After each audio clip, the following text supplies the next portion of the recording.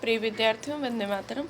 कल के क्लास में आपने पढ़ा कि किस प्रकार से भक्तिन अपनी मालकिन महादेवी वर्मा को सबसे असाधारण बताती है, क्योंकि जब कोई महादेवी वर्मा के कार्य में हाथ बटाने की हिम्मत नहीं करता, इससे क्या है कि उसकी मालकिन जैसा कोई नहीं है।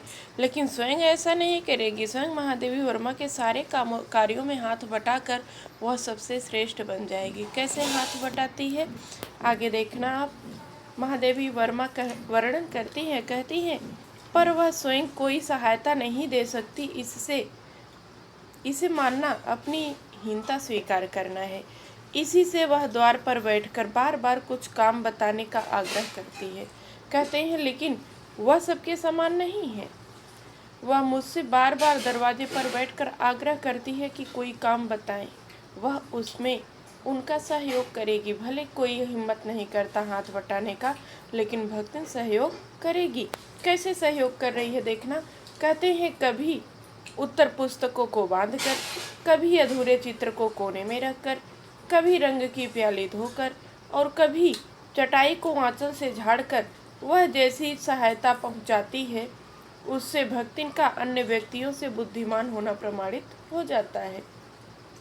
कहते हैं, कभी उत्तर पुस्तकों को बांधती है तो कभी अधूरे चित्र को कोने में रखती है, कभी रंग की प्याली धोती है और कभी चटाई को आंचल से झाड़ कर वह जैसी सहायता पहुंचाती है, उससे भक्तिन का अन्य व्यक्तियों से अधिक बुद्धिमान प्रमाणित हो जाता है। अब इसमें बुद्धिमानी क्या है, लेकिन उसको ये लगता है, भक्तिन को ये लगता है कि जब कोई का हाथ नहीं बटा सकता, मैं हाथ बटाते हुए, इसका मतलब भक्तिन क्या है, सबसे बुद्धिमान है। कहते हैं, वह जानती है कि जब दूसरे मेरा हाथ बटाने की कल्पना तक नहीं कर सकते, तब वह सहायता की इच्छा को क्रियात्मक रूप देती है। कहते हैं, जहाँ कोई हाथ बटाने कहने पर पहले कहती है ना, क्यों बेचारी तो रात दिन की तबीयत माँ झुकी रहती है, थोड़ा हाथ बटा लो। सब लोग पिंड छुड़ाने के लिए बोल देते हैं, मैं नहीं सहायता कर सकता। तो कहते हैं, जहाँ लोग मेरा हाथ बटाना मतलब मदद करना। हाथ बटाना मुहावरा है, पहले भी मैंने बताया, फिर से आज रिवीजन कर रहे हैं। हाथ बटाना मुहावरा है जिसका अर्थ होता है मदद करना। जब दूसरे लोग मदद करने की कल्पना नहीं कर सकते, तब भक्तिन क्या करती है, उसको क्रियात्मक रूप देती है, अर्थात मदद करके दिखाती है। कहते हैं, इसी से मेरी किसी पुस्तक के प्रकाशित होने पर उसके मुख पर प्रसन्नता की आभा वैसे ही उद्भासित होती है जैसे स्विच दबाने से बल्ब में छिपा आलोक। कहते हैं, इसी कारण मेरी जब कोई पुस्तक प्रकाशित होती है,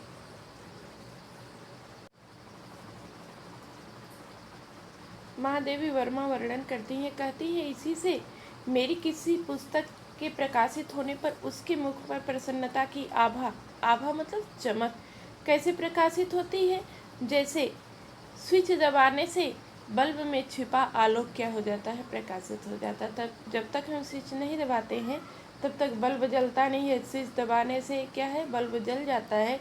उसी प्रकार जब कोई पुस्तक महादेवी वर्मा की प्रकाशित होती है तो भक्तिन उसी प्रकार प्रसन्न होती है। क्यों प्रसन्न होती है, क्योंकि उसमें भक्तिन अपना अंश ढूंढती है। भक्तिन उसमें अपना अंश ढूंढती है कि उसने भी उसमें सहयोग किया है। उसका वर्णन महादेवी वर्मा करती है, कहती है,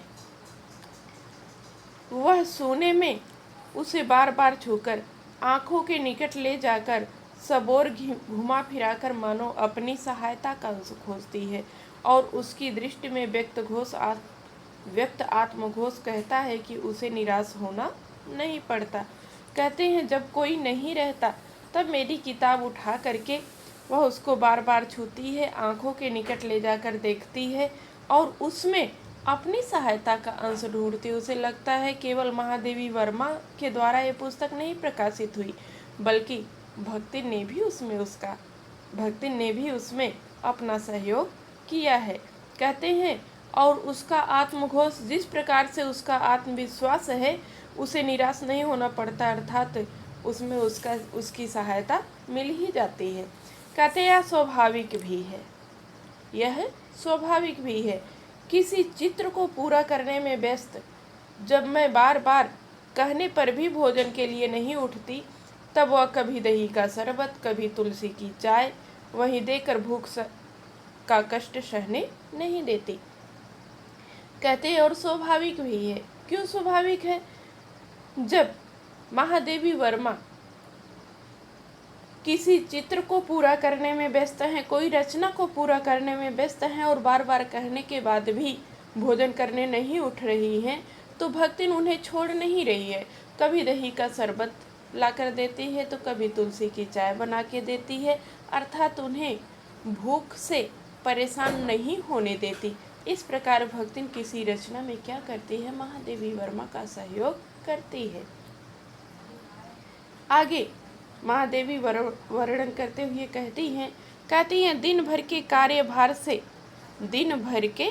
कार्यभार से छुट्टी पाकर जब मैं कोई लेख समाप्त करने या भाव को छंदबद्ध करने बैठती हूँ, तब छात्रावास की रोशनी बुझ चुकती है।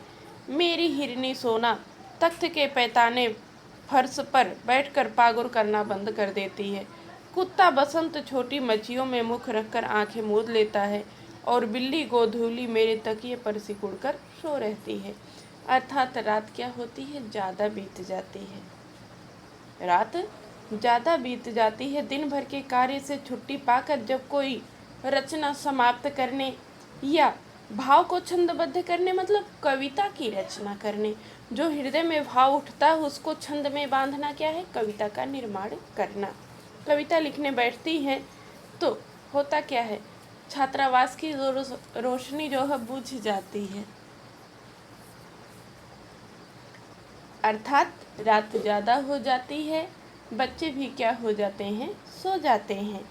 कहते हैं और एक हिरनी पाली है महादेवी वर्मा, जिसका नाम क्या रखी है? सोना।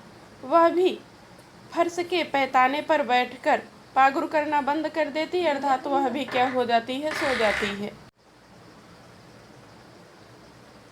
कहते हैं आगे, कुत्ता बसंत छोटी मछिया पर पंजों में मुख रखकर आंखें मूंद लेता है। जो कुत्ता है महादेवी वर्मा का, उसका नाम उन्होंने क्या रखा है? बसंत रखा है।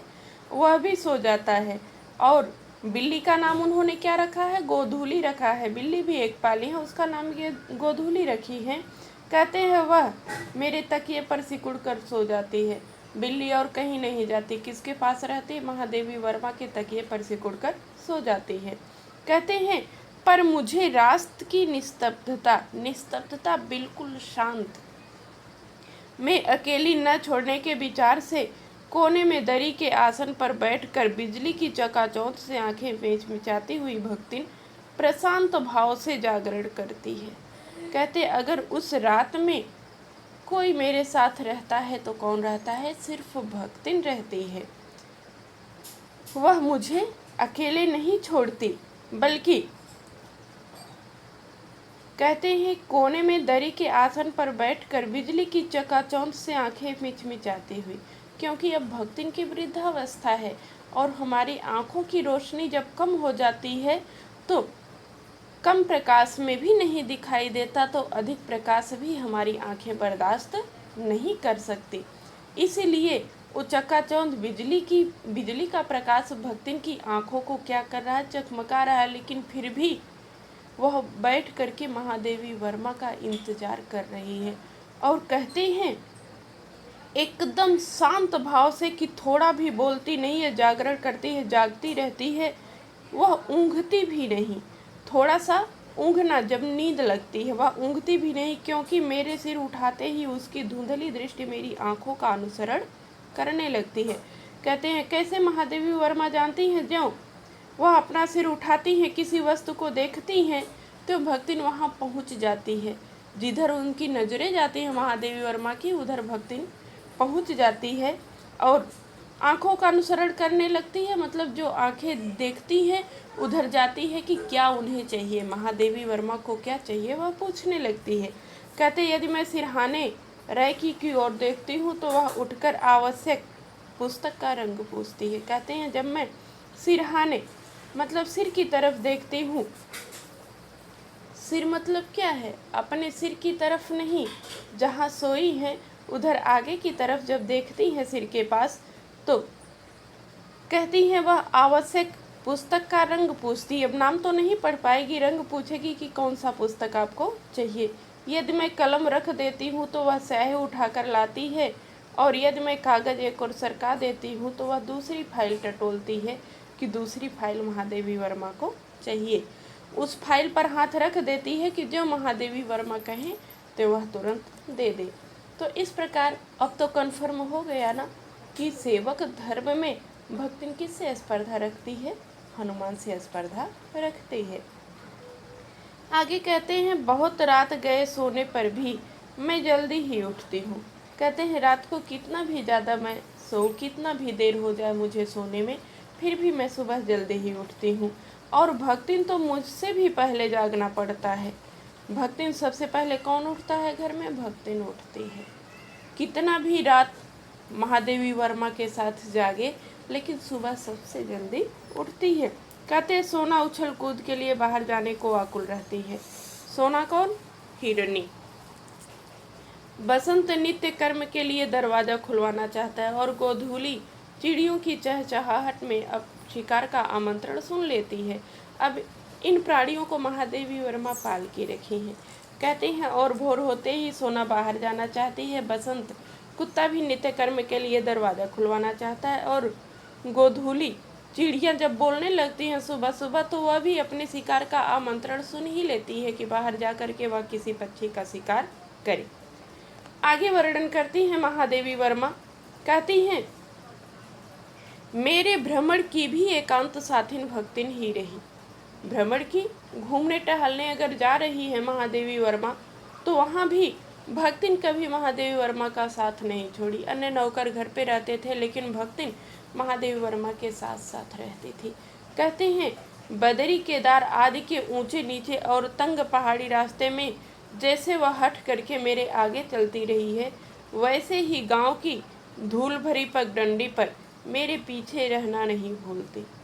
कहते हैं वह हमेशा साथ साथ रहती है, और जहाँ आगे चलना मुश्किल होता है, बदरी, केदार आदि के ऊंचे नीचे और तंग पहाड़ी रास्ते में जहाँ आगे चलना मुश्किल होता है, वहाँ पहले आगे आगे चलती है कि मेरी मालकिन को कोई कष्ट नहीं हो। और जब गांव का धूल भरा रास्ता है कि आगे चलने पर पीछे वाले पर धूल उड़ती है, तब वह कहाँ चलती है? पीछे चलती है। एक वाक्य में ये प्रश्न आता है, इसको ध्यान देना कि गांव की धूल भरी पगडंडी पर भक्ति महादेवी वर्मा के किधर चलती है, तो आगे पीछे दाएं बाएं कर देगा। पहाड़ी का पूछेगा तो आगे करना, और गांव की धूल भरी पगडंडी पूछेगा तो क्या करना? पीछे करना। कहते हैं आगे महादेवी वर्मा वर्णन करती हुई कहती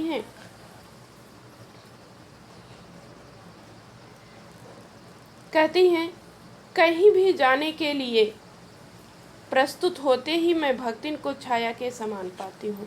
अब ये भी ध्यान देना, महादेवी वर्मा, भक्तिन महादेवी वर्मा के किस प्रकार रहती है महादेवी वर्मा के साथ? तो छाया के समान रहती है। जैसे हमारी छाया, छाया मतलब प्रतिबिंब, जहाँ हम जाएंगे हमारा प्रतिबिंब जाएगा, वैसे भक्तिन महादेवी वर्मा के छाया के समान साथ रहती है, कभी महादेवी वर्मा को छोड़ती नहीं है। आगे आप कार्यों में देखिए कि जब छात्रावास की रोशनी बुझ जाती है, अर्थात विद्यार्थी भी सो जाते हैं और जानवर भी सो जाते हैं, उस समय प्रशांत भाव, एकदम शांत भाव से जागरण कौन करता है? महादेवी वर्मा के साथ भक्तिन करती है, और ऊँघती भी नहीं। जब हम कोई कार्य नहीं करेंगे, किसी के नाते बैठेंगे बैठता तो नींद आएगी, लेकिन भक्तिन को नींद नहीं आती। भक्तिन को थोड़ा भी नींद नहीं आती। जो महादेवी वर्मा सर उठा के किसी तरफ देखती है, वहाँ पहुँच जाती है और सहायता का अंश ढूंढने लगती है।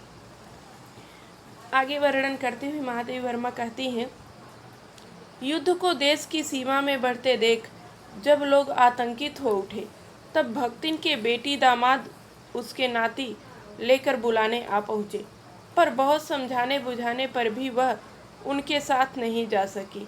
सबको देख आती है, रुपया भेज देती है, पर उनके साथ रहने के लिए मेरा साथ छोड़ना आवश्यक है, जो संभवतः भक्तिन को जीवन के अंत तक स्वीकार न होगा। कहती हैं युद्ध को देश की सीमा में बढ़ते देख बेटा उस समय देश को स्वतंत्र कराने का आंदोलन छिड़ा हुआ था। जब युद्ध को देश की सीमा में बढ़ते देखी, और इलाहाबाद में सबसे ज़्यादा आंदोलन क्यों होते थे, क्योंकि इलाहाबाद विश्वविद्यालय था या वहाँ छात्र, कैसे छात्र, युवा छात्र, आप किसी लेखक या कवि को देखो, अधिकतर वर्णन रहता है कि बीए के बाद उन्होंने असहयोग आंदोलन में, इस आंदोलन में भाग ले लिया और पढ़ाई छोड़ दी। तो कहते हैं सबसे ज़्यादा आंदोलन वहाँ से होते थे। तो जब ये चीज़ देखी, युद्ध देश की सीमा में बढ़ रहा है, तब भक्तिन की बेटी और दामाद उसको साथ लेकर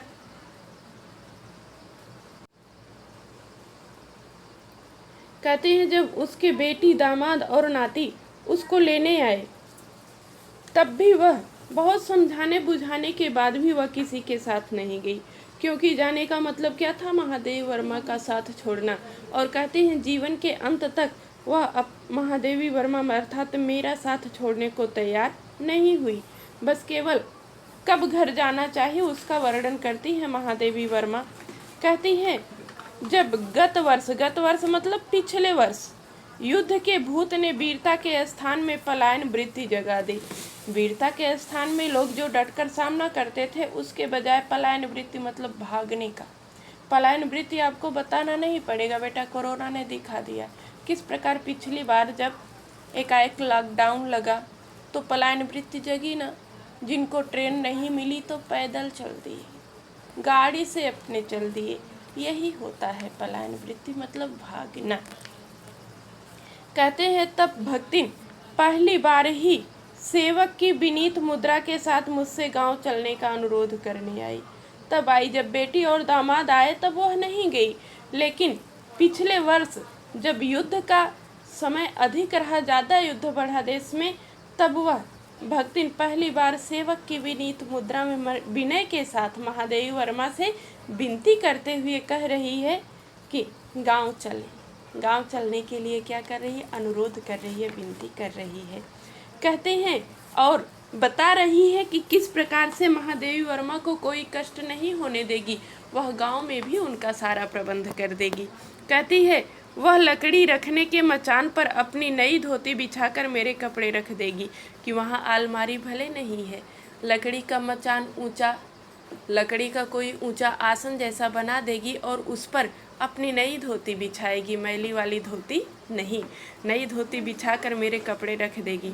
दीवार में कीले गाड़कर और उस पर तख्ते रखकर मेरी किताबें सजा देगी। धान के पुआल का गोदरा बनवाकर और उस पर अपना कंबल बिछाकर वह मेरे सोने का प्रबंध कर देगी, कि मतलब गद्दा वहाँ पर नहीं है तो धान के पुआल का ही गोदरा बनवा करके वह मेरे रहने का प्रबंध, सोने का प्रबंध कर देगी। आगे महादेवी वर्मा वर्णन करती है, कहते हैं मेरे रंग स्याही आदि का नई हंडियों में सजो कर रख देगी और कागज पन्नों को छीके में यथाविधि एकत्र कर देगी। अर्थात महादेवी वर्मा को वह कोई कष्ट नहीं होने देगी, गांव में भी वह सारा प्रबंध कर देगी। इस प्रकार किससे कह रही है, महादेवी वर्मा से कह रही है कि कागज पन्नों को छीका, छीके क्या होता है बेटा, सिकहर। सूरदास का आप पद पढ़े होंगे तो उसमें भी कहते हैं, कृष्ण भगवान की बाल लीला का वर्णन करते हैं कि कृष्ण भगवान माता यशोदा से कहते हैं कि सब लोग झूठ बोलते हैं, मैं इतना छोटा हूँ, मैं छीका सिकहर कैसे पाऊंगा कि दही चुराऊंगा। छीका मतलब क्या होता है, सिकहर रस्सी का बना हुआ एक प्रकार का क्या होता है, रस्सी का ही साधन होता है जो कहीं फंसा देते हैं, उसमें रखा चीज बिल्ली भी नहीं पाती। आप कृष्ण लीला देखे होंगे तो शायद आंखों से भी देखे होंगे, जहाँ ग्वालिन जिसमें अपना क्या रखती हैं, दही रखती है, या फोटो में ही कृष्ण को दही की चोरी करते हुए देखे होंगे तो स्पष्ट पता चला होगा कि छीका क्या होता है। आगे देखना, कहते हैं मेरे पास वहां जाकर रहने के लिए रुपया नहीं है, मैंने भक्तिन के प्रस्ताव को अवकाश न देने के लिए कहा था, क्योंकि महादेवी वर्मा को पता था कि भक्तिन अपने अनुसार ही कार्य करती है, इसीलिए सोच रही है कि अभी जिद करेगी मुझसे चलने के लिए, इसीलिए बहाना कर रही हैं कि वहाँ जाने के लिए मेरे पास पैसा नहीं है, पर उसके परिणाम ने मुझे विस्मित कर दिया।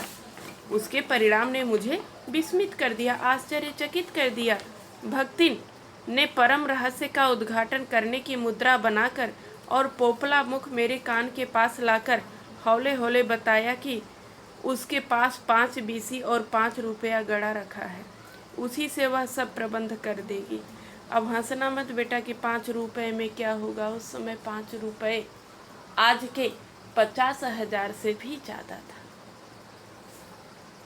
कहते हैं तब वह बहुत जैसे लगा कि बहुत बड़ा रहस्य आज महादेवी वर्मा से वह बता रही है और कान के पास धीरे से जाके बता रही है कि कोई न सुने कि वह 5 बीसी जान रहे बेटा, पहले 5 पैसे के सिक्के, एक पैसे के सिक्के रहते थे। मान लो हम अपनी बात बता रहे हैं, मैंने 5 पैसे की भी स्याही खरीदी है। 5 पैसे, 10 पैसे, 20 पैसे, 25 पैसे, 50 पैसे, ये सारे पैसे चलते थे। अब तो 50 भी बंद हो गया, केवल 1 रुपये चलता है।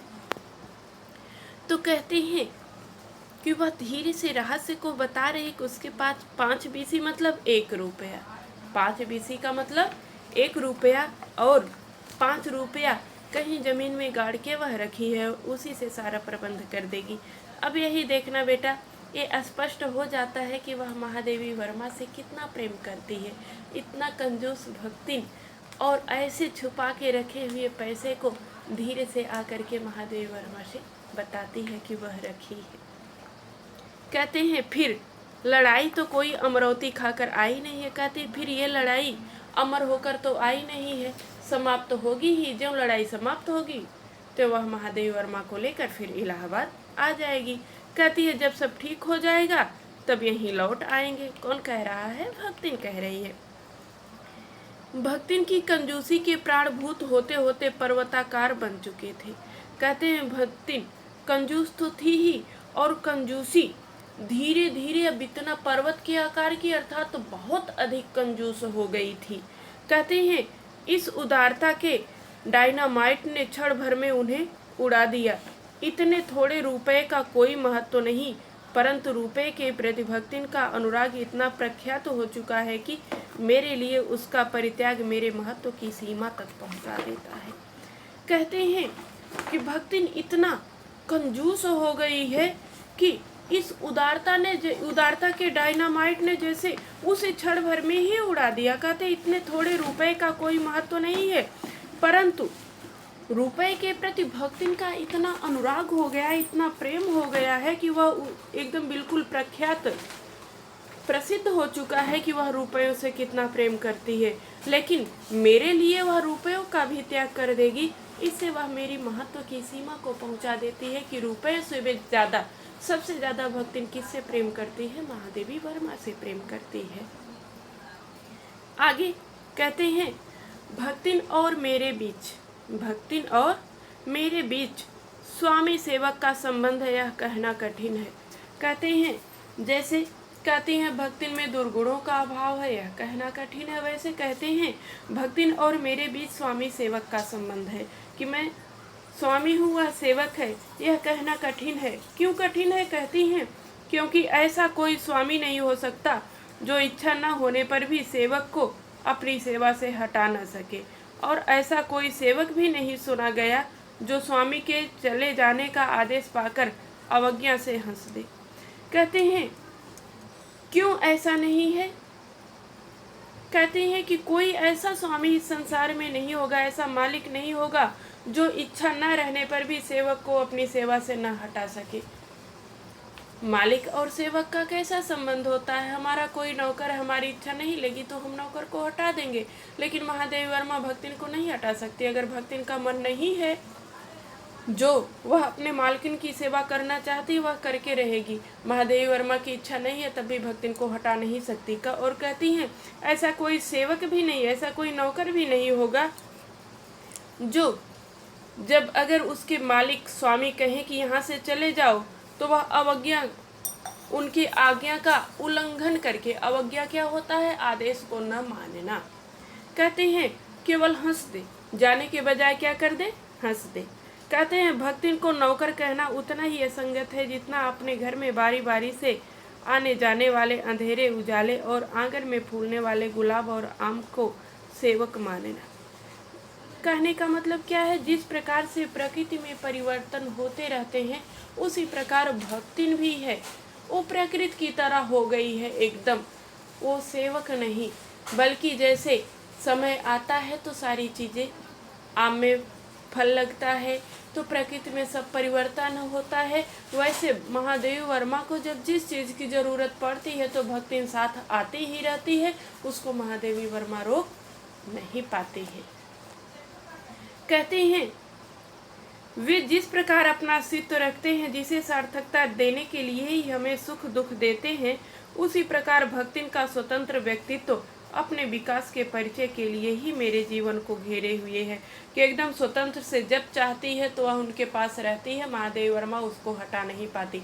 महादेवी वर्मा को किसी चीज़ की ज़रूरत पड़े तो भक्तिन वहाँ पे रहती है, और महादेवी वर्मा अगर नहीं चाह रही है कि भक्तिन हमारा सहयोग करे, फिर भी वह भक्तिन को हटा नहीं सकती है।